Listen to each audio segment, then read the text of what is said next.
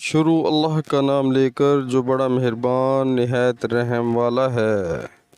السلام علیکم ورحمۃ اللہ وبرکاتہ۔ اور جو کتابیں تم سے پہلے پیغمبروں پر نازل ہوئیں سب پر ایمان لاتے اور آخرت کا یقین رکھتے ہیں۔ پیارے مسلمانوں، اللہ تعالیٰ اس قرآن پاک کی آیت میں ہمیں یہ بتا رہے ہیں کہ جو ایمان والے لوگ ہیں، جو اللہ کا خوف دل میں رکھتے ہیں، جو اللہ اور اللہ کے رسول کے حکم مانتے ہیں، وہ سب اللہ تعالیٰ کی جتنی بھی کتابیں جو نازل ہوئی ہیں پیغمبروں پر، سب پر ایمان لاتے ہیں اور قرآن پاک پر بھی ایمان لاتے ہیں، اور وہ یہ دل میں یقین رکھتے ہیں کہ ہم نے مرنا ہے، اللہ تعالیٰ کے پاس جانا ہے۔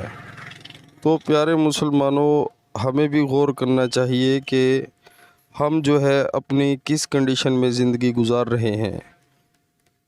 آیا کہ ہم سارا دن جو ہمارا اللہ تعالیٰ ہمیں موقع دیتا ہے اس میں ہم 5 وقت نماز باجماعت پڑھتے ہیں؟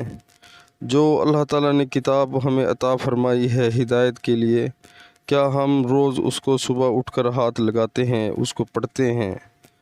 کیا اس کے جو اندر اللہ تعالیٰ نے حکم دیے ہیں ہم ان میں سے کتنے حکم مانتے ہیں؟ تو پیارے مسلمانوں، جو زندگی ہے دنیا کی وہ عارضی ہے، اور جو آخرت کی زندگی ہے وہ ہمیشہ رہنے والی ہے۔ تو ہم کیوں شیطان کے رستے پر چل کر اللہ تعالیٰ کے حکموں کو اگنور کر دیتے ہیں؟ ہمیں اس چیز کے بارے میں لازمی سوچنا چاہیے۔ اللہ تعالیٰ نے انسان کو اس لیے پیدا کیا ہے کہ وہ اللہ کی عبادت کرے اور اللہ کے رستے پر چلے۔ جو اللہ کے رستے پر نہیں چلتا، شیطان کے رستے پر چلتا ہے، تو اللہ تعالیٰ اس کو، اللہ معاف کرے، دوزخ میں ڈالیں گے۔ تو پیارے مسلمانوں، ہمیں اپنے اعمال اچھے کرنے چاہیے اور اللہ اور اللہ کے رسول صلی اللہ علیہ وآلہ وسلم کے جتنے حکم ہیں جس حد تک ہو سکتے ہیں ان پر عمل کریں۔ اسی میں ہم سب کی بھلائی ہے اور اسی میں برکت ہے، اسی کا بہت فائدہ ہے۔